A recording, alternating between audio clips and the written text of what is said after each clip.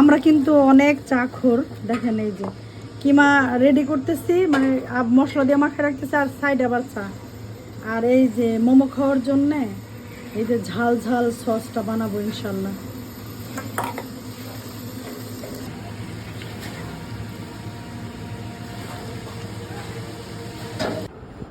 আমি একটা দেখি কেমন হয়েছে।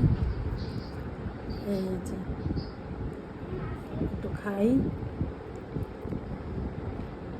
এই সসটা মানে মোমোর জন্য বেস্ট, কারণ বিসমিল্লাহ। আলহামদুলিল্লাহ, অনেক মজা। এটা আরও মনে হয় বেশি মজা লাগতেছে। আসলে আপনারা বলবেন কি মোমোর ভাজা আপনি কি একই রকম দেন, আসলে আমি এর চাইতে বেশি পারি না, এর চাইতে সুন্দর করে পারি না। আর রান্না তো সহজ হওয়া উচিত।